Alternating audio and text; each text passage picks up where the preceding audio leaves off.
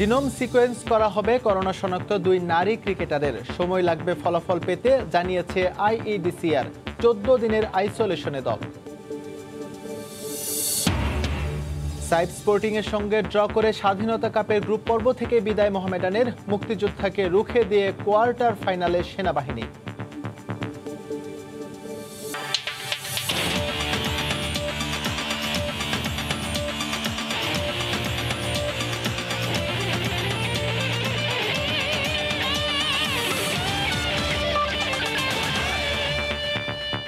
এই মুহূর্তে home of ক্রিকেটে আছেন রিপোর্টার মাহবুব রিমন। সবশেষ খবর জানতে আমরা এখন সরাসরি যুক্ত হচ্ছি তার সঙ্গে। রিমন, এই দু দলের জন্য বাংলাদেশ পাকিস্তান, তবে তার চেয়েও বড় স্বস্তি বোধ হয় খালিদ আহমেদের জন্য। 2018 সালে অভিষেকের পর 3 বছর বাদে টেস্টে কিন্তু তিনি প্রথম উইকেটের দেখা পেলেন আজ, এবং এই পেসারের সঙ্গে কিন্তু এবাদত হোসেনও একটা উইকেট দখল করেছেন। প্রথম সেশনে বাংলাদেশ দল 2টো উইকেট দখল করেছে। এই উইকেটও কিন্তু 54 রান সংগ্রহ করে ফেলেছে পাকিস্তান। যদি বর্তমানে মিরপুরের অবস্থা বলি, মিরপুরের আকাশ কিন্তু সকাল থেকে আমরা দেখেছি যে গোমরা হয়ে আছে আকাশ, চারিদিকে মেঘের ঘন ঘটা। ফ্লাড লাইট কিন্তু একেবারে সকাল থেকে জ্বলে আছে, অর্থাৎ ফ্লাড লাইট দিয়ে প্রথম সেশনের খেলা হয়েছে। এই সেশনে বোলাররা কিন্তু সেভাবে ফায়দা, অর্থাৎ যতটা প্রত্যাশা করা হয়েছিল দিনের শুরুতে বাবর এবং আজহারের উইকেট তুলে নিয়ে যে হয়তো খুব দ্রুতই গুটিয়ে যাবে কিংবা আরও 2-3টে উইকেট তুলে নিতে হবে পাকিস্তানের, সেক্ষেত্রে কিন্তু বোলাররা কিছুটা হলেও ব্যর্থ হয়েছে। বর্তমান যে পার্টনারশিপটা সেটা কিন্তু পাকিস্তানের সংগ্রহকে বড় করছে। আপনি জানেন যে এই উইকেটে আরও কিন্তু 5 সেশনের খেলা এখনও বাকি আছে। সেক্ষেত্রে বাংলাদেশকে যদি ম্যাচ বাঁচাতে হয়, পাকিস্তান হয়তো বা যে দ্বিতীয় সেশন রয়েছে সেই দ্বিতীয় সেশনে শুরু থেকে হয়তো তারা খুব আক্রমণাত্মক ব্যাটিং করবে এবং বাংলাদেশকে একটা টার্গেট দেবে এবং তারা চাইবে দ্রুত বাংলাদেশকে অল আউট করতে। তো বাংলাদেশের ব্যাটারদের জন্য কিন্তু এই উইকেটে কঠিন পরীক্ষা, কারণ পাকিস্তানের পেসাররা কিন্তু বিশ্বমানের, সেটা কিন্তু প্রমাণ হয়েছে প্রথম যে টেস্ট ছিল চট্টগ্রামে সেই টেস্টে। অর্থাৎ এখনও 5 সেশনের খেলা যেহেতু বাকি, যারা ধরেই নিয়েছেন ম্যাচটা হয়তো বা বৃষ্টির বাগড়ায় 2.5 দিনের মতো খেলা পণ্ড হয়েছে, হয়তো বা পাকিস্তানের ম্যাচটি ড্র হচ্ছে, তাদের অবশ্যই এটা মনে রাখতে হবে বাংলাদেশ কিন্তু ঠিক এমন একটা অবস্থায় কিন্তু আমরা আফগানিস্তানের সঙ্গে একটা টেস্ট ম্যাচ হেরেছিলাম, যেখানেও কিন্তু 2 দিনের বেশি কিন্তু বৃষ্টির কারণে খেলা পরিত্যক্ত হয়েছিল। আর যদি আবহাওয়ার কথা বলি, যে কোনো মুহূর্তে হয়তো বা আবারও আরেক দফা বৃষ্টি নামতে পারে, যদি এই অবস্থা সকাল থেকে রয়েছে। সেক্ষেত্রে আসলে বাংলাদেশ দল যখন আবার দিনের দ্বিতীয় সেশনে ব্যাটিংয়ে নামবে, যত দ্রুত সম্ভব পাকিস্তানকে ফেরানো যায় সেটাই আসলে বোলারদের জন্য লক্ষ্য থাকবে। আমরা সকাল থেকে যেমনটা দেখছিলাম, মুমিনুল হক তাইজুলকে এক প্রান্ত দিয়ে বল করিয়েছেন, অন্য প্রান্তে কিন্তু পেসারদেরকে দিয়ে তিনি বল করিয়েছেন। হয়তোবা যেহেতু উইকেটের যেই ময়েশ্চার ছিল সেই ময়েশ্চার প্রথম সেশনে শেষ হয়ে গেছে, সেক্ষেত্রে আমরা ধরে নিতে পারি হয়তোবা লাঞ্চ বিরতির পরে কিন্তু দুই প্রান্তে স্পিনারদের দিয়েই তাইজুল এবং সাকিব মিরাজ এদেরকে দিয়ে কিন্তু শুরু করবেন মুমিনুল। হয়তোবা আরেকটা কথা একটু বলে রাখি, সেটি হচ্ছে গিয়ে যেটা বারবার আসলে ঘুরে ফিরে আসছে, যে বাংলাদেশের ব্যাটারদের জন্য কিন্তু কঠিন চ্যালেঞ্জ অপেক্ষা করছে পরবর্তী সেশনগুলোতে। ইকবাল, এই ছিল আমার কাছে মিরপুর থেকে সবশেষ।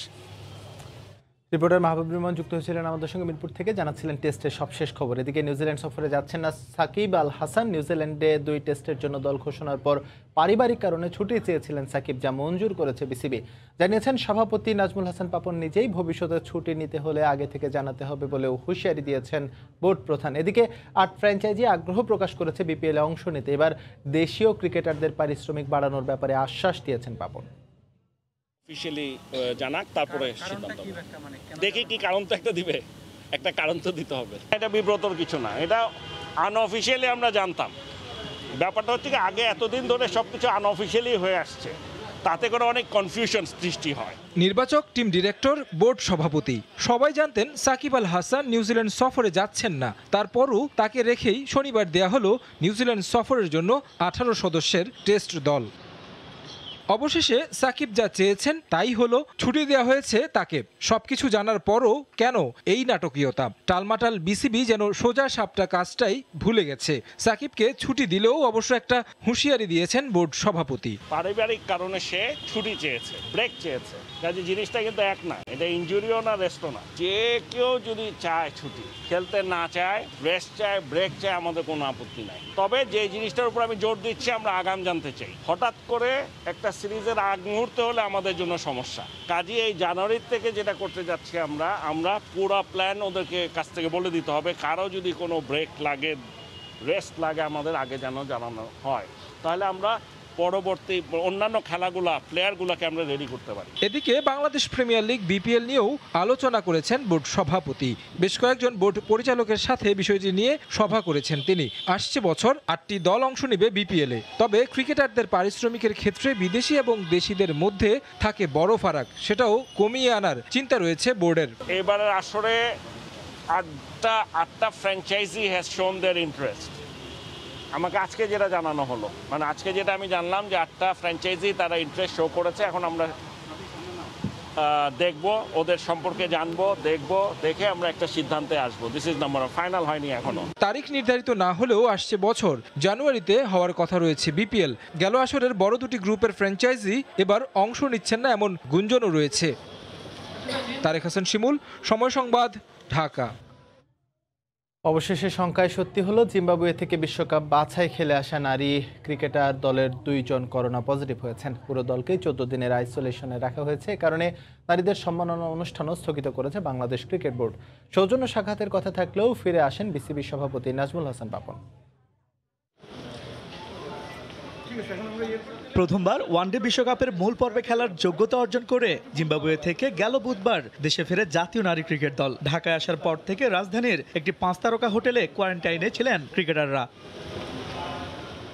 বাধ্যতামূলক 5 দিনের কোয়ারেন্টাইনের শেষ দিনে বিসিবি সভাপতির সাথে সৌজন্য সাক্ষাৎ করার কথা ছিল নারী ক্রিকেটারদের, কিন্তু হঠাৎ করেই বাতিল করা হয় সেই অনুষ্ঠান, যেখানে তড়িঘড়ি করে বিসিবি সভাপতি সহ বোর্ড কর্তারা হোটেল ত্যাগ করেন। পরবর্তীতে জানা যায় সবশেষ করোনা টেস্টে কোভিড পজিটিভ হয়েছেন 2 নারী ক্রিকেটার। এমন অবস্থায় পুরো নারী ক্রিকেট দলকে রাখা হয়েছে 14 দিনের আইসোলেশনে। বিভিন্ন জায়গা থেকে লোকজন আসছে, ওনাদের আমরা স্যাম্পল কালেকশন করেছি। এখন পর্যন্ত উপস্থিতি আমরা শনাক্ত করতে পারিনি। এই মুহূর্তে পারবো, আমরা অবশ্যই প্রপার চ্যানেলে চিকিৎসা করতে পারবো। জিম্বাবুয়েতে বিশ্বকাপ বাছাই পর্ব চলাকালীন শ্রীলঙ্কার বেশ কজন নারী ক্রিকেটার করোনা পজিটিভ হলে মাঝপথে বিশ্বকাপ বাছাই পর্ব স্থগিত করে আইসিসি।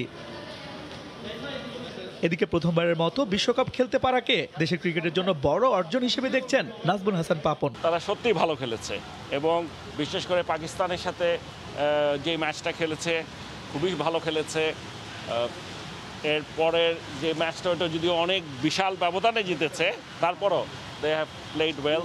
আসছে জানুয়ারিতে আছে কমনওয়েলথ গেমসের বাছাই পর্ব। ক্রিকেটারদের অসুস্থতায় সেটাও এখন শঙ্কার মুখে। দীপু, সময় সংবাদ, Dhaka.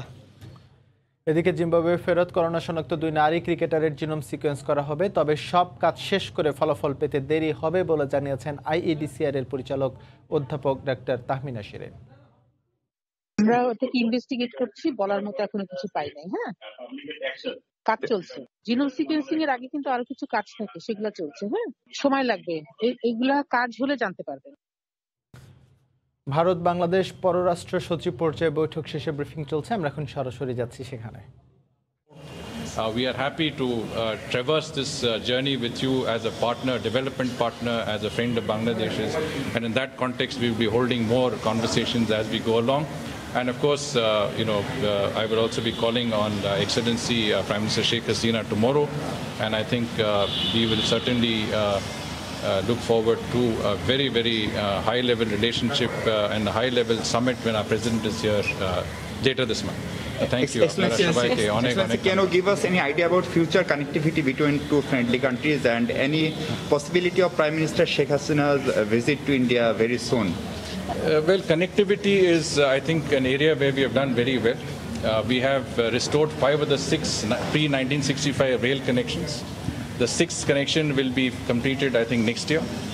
We are also adding a new connection, that's the Akhoda-Agartala rail link, that will also be finished next year. We hope to operationalize the Chilahati-Haldibadi rail link. That takes us close to my hometown, so we have an interest in getting that going. The original Darjeeling mail is to travel on that line. So connectivity is proceeding very well. We are looking at multimodal connectivity, using inland waterways, using every other means to connect our two people in an eco-friendly manner. Railways and inland waterways are eco-friendly ways of traveling, and we want to promote that. And of course, with regard to the visit of Prime Minister Sheikh Hasina to India, as you know, when Prime Minister Modi visited Bangladesh in March, he did extend an invitation to the Prime Minister.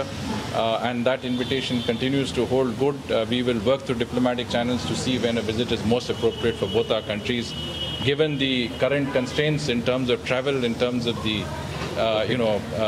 COVID situation, concerns about Omicron, etc.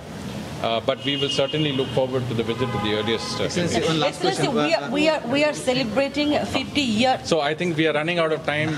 I think, honestly speaking, I heard Foreign Secretary, he gave you a tour de force of the entire relationship. There is nothing more that we can add that will give you any more insights. Okay? Thank you. Thank you. Thank you. Thank you. Thank you for We will see you. Bharat Bangladesh পররাষ্ট্র সচিব পর্যায়ে বৈঠক শেষে briefing চলছিল, আমরা এতক্ষণ ছিলাম সেখানে। খেলার সময় শিরোনামগুলো জানিয়ে দিচ্ছি আবারও। জিনোম সিকোয়েন্স করা হবে করোনা শনাক্ত 2 নারী ক্রিকেটারের, সময় লাগবে ফলাফল পেতে জানিয়েছে আইইডিসিআর। এই ছিল খেলার সময়, সঙ্গে থাকুন।